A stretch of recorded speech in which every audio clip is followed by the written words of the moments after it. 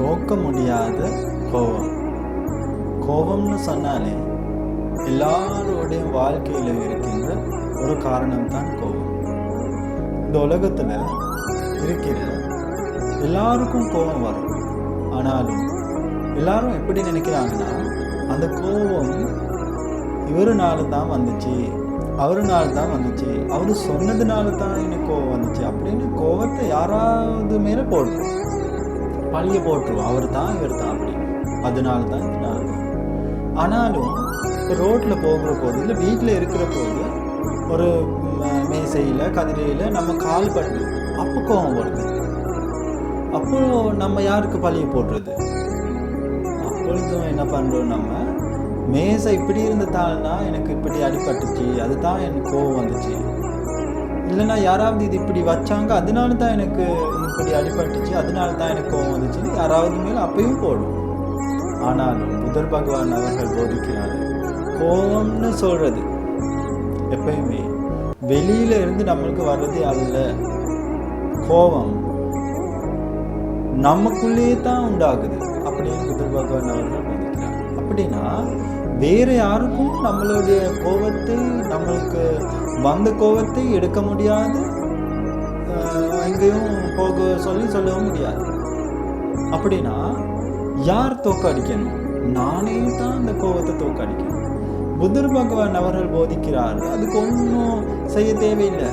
கோபம் வரப்போது எனக்கு கோபம் வருது அப்படின்னு கோபத்தை நம்ம சரியாக பார்த்தோம்னா அப்படியே அந்த கோபம் கீழே இறங்கிடும் அப்படின்னு சொல்றோம். அப்படின்னா நம்ம என்ன பண்றோம், கோபம் வந்துச்சு அது நம்ம ஒரு வீரமா பார்ப்போம். எனக்கு கோபம் வரும் அப்படின்னு எல்லாருக்கும் சொல்லிட்டு நம்ம கோபத்தை மற்ற ஆண்களுக்கும் காட்டுவோம். எனக்கு கோபம் வந்துடும் அப்படின்னு பேசுவோம்.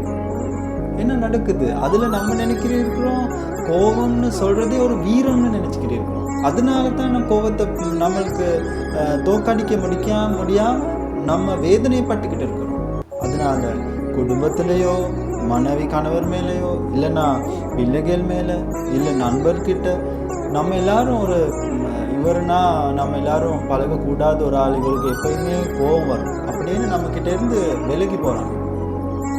நம்ம வாழ்க்கைக்கும் நம்ம உடம்புக்கு நோய்கள் வரும், நம்மளுக்கு எவ்வளோ கஷ்டப்பட வேண்டிய வரும், எவ்வளோ நம்மளுடைய வீட்டில் இருக்கிற ஆள்கள் இருந்து எவ்வளோ உங்களுக்கு இல்லாமல் போயிருந்து. எதனால? அது ஒரே ஒரு கோபத்தினால.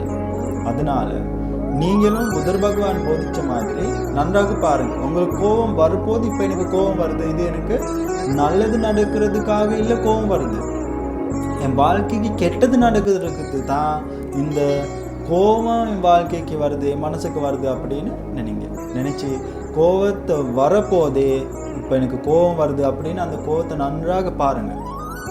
பார்த்தாலே அந்த கோபம் கொஞ்சம் கொஞ்சமாக குறைப்போம். அனைவருக்கும் உண்மையாக